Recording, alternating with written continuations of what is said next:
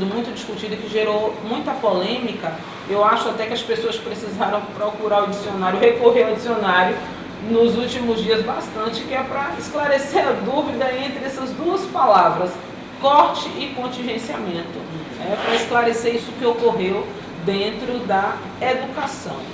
Na minha concepção, até como economista também, pessoa da área de economia, que não diria frustrada porque não era o que eu queria, mas passei pelas cadeiras de economia, né? O que acontece? O contingenciamento é algo que só pode ser feito pelo próprio ministério daquela área, contingenciamento. Mas o corte vai ser feito pelo responsável pela casa. Então, assim, ambos não são positivos. Óbvio, porque ele vai lhe dar aí uma limitação. O contingenciamento vai limitar ou vai retirar aquilo. Ou vai acontecer de forma tardia ou não vai acontecer, porque vai depender de receitas aí entrando para garantir ou não aquele dinheiro que, na verdade, gente, não é um cheque que se faz de 200 mil e se entrega assim, olha, você que é da área de educação, seu cheque de 200 mil para passar o ano. Não é assim que acontece. É um dinheiro subjetivo, um dinheiro que está ali digital, digamos assim, né? Um dinheiro virtual. Isso vai ser trabalhado durante todo o ano. Mas, obviamente, que há um planejamento. E isso eu gostaria que a professora Gilmara falasse, essa frustração do planejamento que é feito. Pois é, algumas universidades, inclusive, deram exemplos do que significa isso, né? E do quão irrelevante é estarmos, sinceramente, debatendo se é corte ou contingenciamento, né? Foi feito um planejamento de concessão de bolsas de iniciação científica, bolsas para mestrado, de estudantes de mestrado e de estudantes de doutorado.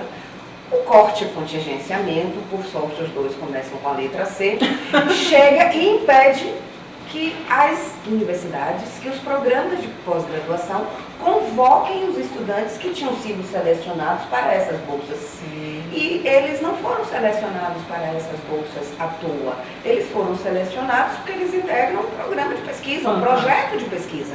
E no momento em que você não pode convocá-los para uma seleção que foi planejada, né, que foi cuidadosamente planejada, você interrompe um processo. Né? E nós não recuperamos o tempo, né? Esse tempo impossível, ou esse tempo em que não se pode convocar essas pessoas, a gente não tem como recuperar. Vocês concordam comigo? Isso impacta diretamente naquele projeto. Aquele projeto na vida daquelas pessoas também. Todo, né? Não só o planejamento, o projeto dessas pessoas. Elas planejam muitas vezes para ir para outro estado, como tiveram casos, né? Pessoas foram para a USP e chegou lá, o nome não estava na lista, mais não vai ter. Como é que fica? Né? Essas pessoas, como é que elas vão fazer? Arrumar mala, volta, a gente tinha alugado casa, então é toda uma estrutura, né? Isso me lembra muito, se vocês me permitem, há alguns anos atrás, e preciso registrar muitos anos atrás, né? Numa dessas mudanças de governo, aconteceu um episódio, guardadas as devidas proporções, possível de fazer analogia nesse momento. Às vésperas de começar o ano letivo, um gestor, o gestor da pasta da educação, disse assim, olha, vamos, assim, todo ano letivo, né, as escolas fazem semanas pedagógicas, planejam suas ações, e às vésperas do início do ano letivo, o titular da pasta disse assim, olha, tive uma ideia para melhorar a gestão das escolas. Aqueles gestores que estiverem funcionando melhor em uma escola serão remanejados para outra, e assim foi, né? Então, faltando 2 dias, no diário oficial do final de semana que antecedeu o início do ano letivo, as comunidades escolares foram surpreendidas com uma mudança de gestão, né? Ora, isso é uma decisão baseada em uma racionalidade da ordem administrativa, da ordem da gestão, que desconsiderou completamente a especificidade dos movimentos dentro das escolas. O que significa uma escola reunir sua comunidade, professores, coordenadores, servidores, pais e alunos, e planejar um trabalho, e no início daquelas atividades, aquele coordenador local ali não estar mais ali para garantir o que tinha sido planejado. Então, isso causou muito desconforto. Alguns gestores escolares à época, inclusive, adoeceram por causa disso. E isso eu trago como exemplo para dizer o quanto que determinadas decisões hoje que estão sendo tomadas no plano nacional desconsidera completamente o que as pessoas que conduzem a educação do país, nas universidades, nas escolas, estão fazendo. Desconsidera a dinâmica dessas, porque entende que é possível, por uma caneta, seja ela Bic ou não, na verdade, você afeta uma dinâmica que todo envolve cenário. Muitas pessoas. Então isso é muito, muito grave nesse sentido. Não sei se vai nessa direção. E sua colocação também. Do que você fala. Concordo plenamente quanto a isso aí. Outro ponto aqui importante que já muda o contexto do aqui abordado é a questão da qualidade do ensino superior. Qualidade do ensino superior. Nós passamos a nos perguntar como está a qualidade do ensino no Brasil. Será que essas pessoas que passam pela educação básica vão concorrer aí ao ensino superior? Elas estão realmente preparadas para atuarem no mercado? E eu diria, não apenas o mercado de trabalho, analisando do ponto de vista como um economista, ou como alguém da área de finanças, ou como resultados em dinheiro para o país. Não nesse ponto de vista. Mas como pessoa, para fazer diferença na vida do outro. Porque assim, na minha concepção, nada adianta você buscar conhecimento e não transformar aquilo como resultado na vida de outras pessoas, incluindo a sua própria. Então, o que vocês me diriam a respeito da qualidade do ensino hoje? Em poucas palavras, como vocês me diriam a respeito disso? Em poucas palavras, é difícil. É difícil, muito difícil. É muito difícil, porque primeiro que qualidade de ensino a gente teria que pensar desde a educação básica, né, até o ensino superior. E também para falar em qualidade do ensino superior, nós precisaríamos entender todo esse movimento de transformação, né, do ensino superior nos últimos 20, 30 anos. Né? Talvez, para algumas pessoas, a qualidade do ensino superior seja ter um prédio muito bem equipado, com 3 ou 4 restaurantes no saguão para você escolher onde almoçar, com um prédio que tenha banco, com controle de entrada, com né, dispositivos eletrônicos. Talvez qualidade seja isso.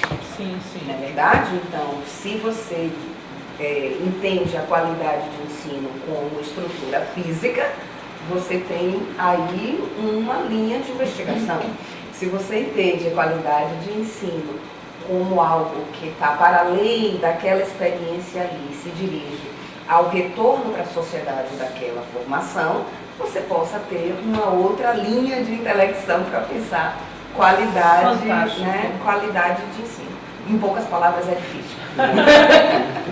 Cristina, você me diria algo a respeito dessa mesma qualidade, mas fazendo aí uma análise educação pública e educação privada, tanto na educação básica como na educação superior? O que eu posso te dizer, complementando que é difícil realmente falar sobre isso em poucas palavras, é que tem algumas pessoas que saem do ensino público totalmente despreparada para uma universidade, para um ensino particular.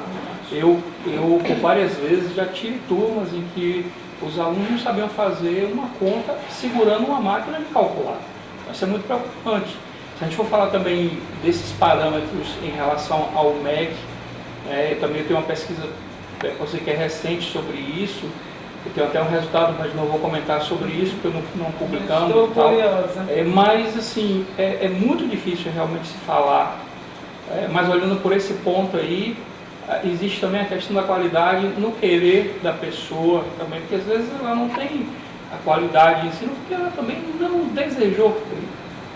Eu fui um aluno de escola pública a minha vida toda e eu ouvia e eu sentia aquele grito, às vezes, que o professor dava, preocupado com o aprendizado, preocupado com o aluno, com o que nós seríamos. E eu entendia e aceitava aquilo. Hoje, você também não pode nem falar, nem pensar em falar alto, que se alguém interpretar de uma forma diferente, o aprendizado vai, né, parar no jurídico. Então, assim, é realmente muito difícil comentar sobre isso, mas eu tive essa experiência em sala. Ainda dentro disso, pegando esse gancho, se assim podemos dizer, com relação à postura, inclusive, da gestão escolar, em razão até do próprio cunho mercadológico da educação, que nesse termo surgiu e reflexo de uma realidade que nós estamos vivendo. Então, o professor, ele tem que ter tido, atualmente, ele vem buscando ter uma postura que se adeque ao que o aluno foi buscar ali, e não ao que ele foi levar como conhecimento, né? A coordenação, a gestão da escola chama o professor e pede que o professor, o que está acontecendo? Ao invés de chamar o aluno e perguntar o que está acontecendo, vai perguntar ao professor o que está ocorrendo, porque o aluno X foi reclamar na coordenação. Então, isso também tem podado o professor, não? Tem, muito.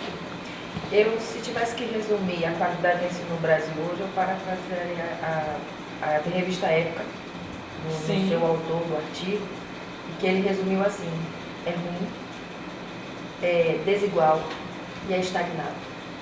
Ele resumiu com essas 3 palavras o ensino no Brasil. Eu diria a mesma coisa: é ruim, a qualidade é ruim. E a gente vê isso desde o ensino básico, né? Vem lá de baixo. As primeiras... Tivemos um fomento na educação. Vamos trazer os alunos, os jovens, as crianças para a escola, mas não vamos dar qualidade nisso, não. Vamos atingir a média 6, mas não vamos dar também qualidade, não. Né? A gente precisa chegar a esse patamar, mas sem nenhuma base. Você não tem profissionais. São os números, né? Estamos números formando quantos por ano? Isso, o que importa é isso. Outra coisa, um ponto importantíssimo que me deixou perplexa foi ouvir, né, dentro do Ministério, a questão do que se objetiva a futuro, que é o seguinte: melhorar a qualidade básica, isso entre aspas, viu, Ministério da Educação, melhorar a qualidade da educação básica e investir em profissionalizantes, cursos profissionalizantes, educação profissionalizante. Eu tenho uma preocupação com isso. Nós precisamos da educação profissionalizante, precisamos, só que a educação profissionalizante me remete à questão da divisão de classes que nós temos no Brasil, muito nítida. E aí vem aquele desenho: o filho de seu João da padaria vai ser o rapaz, não desmerecendo aqui nenhuma profissão, mas aquele que faz o trabalho operacional. E quem vai pensar é o filho de seu Manuel, o dono do mercado do bairro, o dono do mercado da cidade. O filho de seu Manuel vai pensar e o filho de seu João vai executar e dizer sim, senhor, ou não, senhor. Então, a ideia é que aquele que está na classe social com nível inferior dentro dessa estrutura, né, de classe social, ele apenas, se chegar, vai fazer o curso dele profissionalizante, que é para ele ter um emprego, para manter a família, mas sem muitas aspirações futuras, de muito pensar. A coisa vai ser muito mais técnica, né, digamos assim, eu não sei se seria o termo adequado. Mas quem está sendo preparado para pensar, para discutir filosofia, para discutir sociologia, para formar a política, né? Para formar a política é o filho de seu Manuel, né? Que é um grande advogado, um grande médico, é esse que está sendo preparado para pensar. E o outro, o filho de seu Joãozinho, está sendo preparado para executar o que o filho de seu Manuel pensou. Perfeito. Eu acho que vocês dois tocaram em um ponto que nos permite pensar no valor da educação. Né? Primeiro, quando o Cristian traz as diferenças entre as gerações. Né? Como era quando fui aluno do ensino público, como é agora, como é que esse aluno está chegando ao ensino superior. Então, a gente constata que há uma mudança em relação ao valor da educação, que a educação tem para as pessoas. E como que Nelma trouxe, eu acho que nós podemos pensar, em termos já mais de geração, qual é o valor da educação para o Brasil. E como nós temos uma história extremamente desigual, né, em sua origem, né, extremamente desigual, a educação no Brasil, e isso é das leituras do nosso educador Anísio Teixeira, né, sempre esteve a serviço de distinguir quem tem e quem não tem. Fantástico.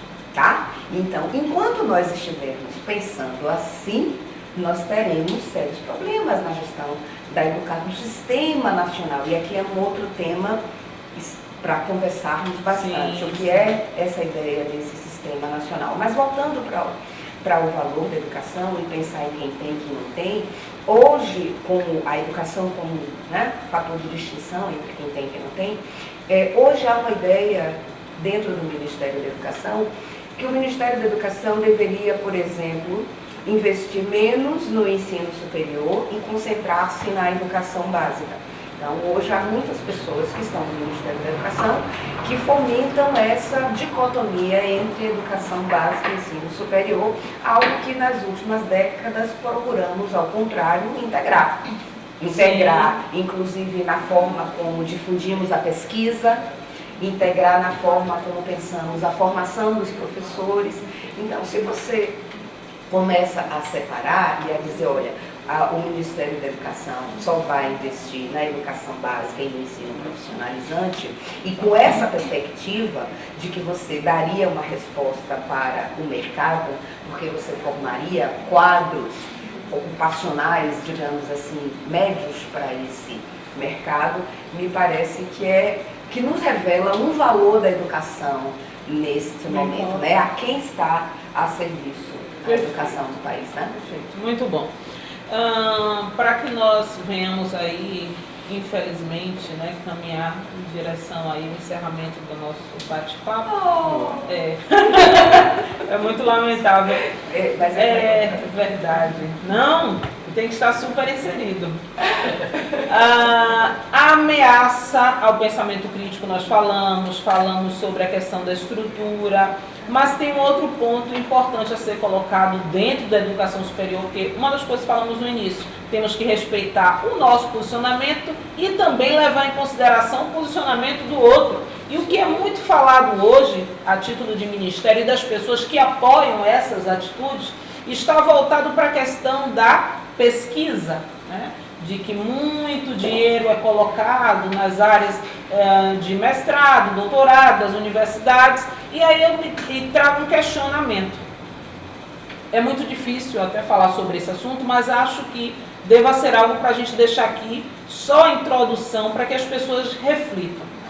É muito difícil hoje para o estudante que sai de uma instituição privada conseguir uma aprovação na seleção de um mestrado ou um doutorado nas universidades federais ou estaduais, né? Eu não diria aqui que é por nenhuma malícia na seleção, nada nesse sentido, mas que há uma cadeia lógica, nos parece, com relação àqueles estudantes que já vêm da graduação ali dentro daquela instituição. Então, o professor já verifica nele uma predisposição para uma pesquisa futura dentro de determinado assunto. E isso nos parece muito claro e também, como consequência aí, há um prejuízo para quem tem o desejo em fazer um mestrado, um doutorado, uma pesquisa interessante, muitas vezes, e que vai também trazer reflexos para a sociedade. O que é que os amigos acham a respeito desse assunto? Eu poderia até começar dizendo que fui uma dessas pessoas que tentei mais ou menos umas 3 vezes na UFBA, um projeto maravilhoso, né? E aí eu acho que o simples fato de ter vindo de uma escola pública, de uma faculdade particular, acredito mesmo que foi o motivo maior de não ter sido nem talvez analisado, verificado o projeto, né? E a prova de que eles não estavam certos é que eu estou hoje há 15 anos na educação, e eu tentei isso aqui antes desses 15 anos atrás e não consegui, né? Mas foi aluno especial da Unifax, da UNEB, e não consegui entrar na UFBA com um projeto na época muito bom, e aquilo começou realmente a remeter o pensamento de que só, ou na maioria das vezes, acredito que numa pesquisa, eu não posso dizer assim, falar, eu tenho que ter os números, mas eu posso dizer para você que a cada 10, talvez um conseguisse entrar numa faculdade pública que tenha vindo, que seja oriundo de uma faculdade particular. Fantástico. Eu desafio tanto os números que farei a pesquisa desses números e traremos aqui para você que acompanha o nosso Café com Nelma. Muito interessante a gente realmente saber. E para arrematar, como diz o outro, né, trazer o assunto aqui de encerramento, com relação ao reflexo dessas pesquisas no mercado, para a sociedade também, porque nós sabemos que a pesquisa ela não precisa trazer um reflexo imediato, até porque é um processo, é um ciclo, não? Mas é importante que as pesquisas não fiquem guardadas na gaveta. Então, o mestrando, o doutorando fica muito feliz quando obtém um 10, um 9, né, no trabalho dele de pesquisa, mas fica também frustrado quando aquilo não tem um desdobramento, né? E é isso que tem sido muito falado. Quer colocar alguma coisa? Gostaria. Maravilhoso. Né? Gostaria. Eu entendo que esse é um problema sério, de fato. Mas eu queria só trazer alguns elementos para a gente pensar que situações geram essa situação. Primeiro, falamos um pouco antes, que há uns 30 anos nós temos observado um crescimento da oferta do ensino superior vertiginoso, certo? E esse crescimento, ele se deu por uma política ainda na gestão de Paulo Renato, ministro da Educação, Paulo Renato era assim que chamava, que foi uma flexibilização que permitisse o crescimento da oferta do ensino superior pela iniciativa privada, tá certo? E isso aconteceu. E aconteceu e nós temos hoje um conjunto significativo, né, de instituições privadas de ensino superior que não atuam no campo da pesquisa. Na verdade, salutar, né? Sim, porque quando a gente pensa no ensino superior e no ensino superior no formato universidade, nós pensamos em ensino, pesquisa e extensão. Só que universidade é uma dos tipos de instituição de ensino superior, não é verdade? Também temos ao lado das universidades, as faculdades, os centros isolados. E de acordo com a legislação vigente, né, estas outras formas de organização do ensino superior não têm uma obrigatoriedade, melhor dizendo, de atuar no campo da pesquisa. O que significa dizer que esse crescimento vertiginoso do ensino superior pela via da iniciativa privada se concentrou fundamentalmente no ensino. Certo? E aí, pensando nesses dois outros tripés que configuram o ensino superior na perspectiva de universidade, você teria a extensão e a pesquisa. Ensino, pesquisa e extensão. Não é assim que conhecemos? Então, o que aconteceu? Muitas instituições privadas passaram, depois de algum tempo, pela necessidade de mostrar à sociedade a sua responsabilidade social e investir na extensão, né? Através da prestação de serviços à sociedade. E isso, de fato, é desejável, é bom. Mas a pesquisa é cara. E é por isso que a pesquisa está fundamentalmente dentro das instituições de ensino superior públicas. Porque o desenvolvimento de pesquisa requer investimento numa carreira de profissional docente, que não é o profissional corista, o que acontece em boa parte das instituições privadas. A pesquisa implica investimento em laboratório. A pesquisa, portanto, tem um custo que muitas vezes as instituições de ensino superior privadas não têm condição de dar conta. Tá certo? Então, isso faz uma interferência. Associado a isso, as instituições que desenvolvem pesquisa, as instituições públicas, aliás, não só as públicas, o desenvolvimento da pesquisa deve responder a um regramento. de CAPES, de CNPq, que tem nuances que levam a esse tipo de resultado que o colega aqui falou para nós. Né? Muitas vezes nós precisamos pensar em programas de pesquisa, muitas vezes não, os programas de pesquisa, os projetos de pesquisa, eles devem responder a uma cadeia de desenvolvimento e de produção do conhecimento científico que induz as instituições a articularem a graduação aos programas de mestrado e doutorado. Tá? Então, isso faz com que as seleções, né, observem isso, observem a trajetória acadêmica desses estudantes desde os projetos de iniciação científica e da vinculação desses projetos com os compromissos institucionais de pesquisa da universidade. Então, às vezes isso parece uma discriminação em relação aos estudantes do ensino, que egressam do ensino superior privado, mas entendam, talvez isso seja uma resposta ao regramento posto a estas instituições.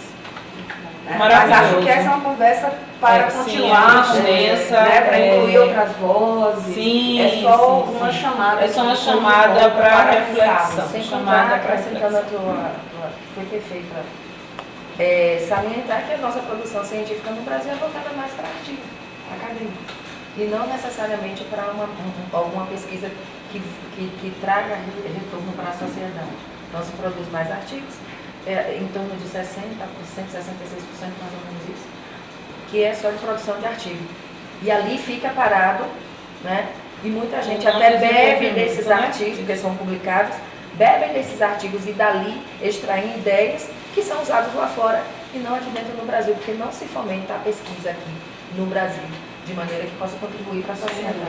Então, muito boa. Fantástico, maravilhoso. Estamos aqui hoje nesse espaço maravilhoso que é o Ateliê Cláudio Colavolto. Sensacional, com esse café perfeito, essa companhia maravilhosa. Como é que nós poderíamos querer manhã melhor do que esta, certo? Eu agradeço muito aqui a presença da professora Gilmara Novaes, muito feliz, as colocações super pertinentes, inteligentes. Super. Eu estou aqui, ó, saí daqui hoje. Super, maravilhoso. A professora e advogada Cris também aqui. Nossa, Cris, foi muito bom. Christian também, foi muito proveitoso. Muito obrigado. Cada um dentro da sua maior expertise, mas acabamos aqui complementando e eu acho que trazendo algo muito importante para ser refletido aí a futuro, tá bom? Vocês querem falar alguma coisa?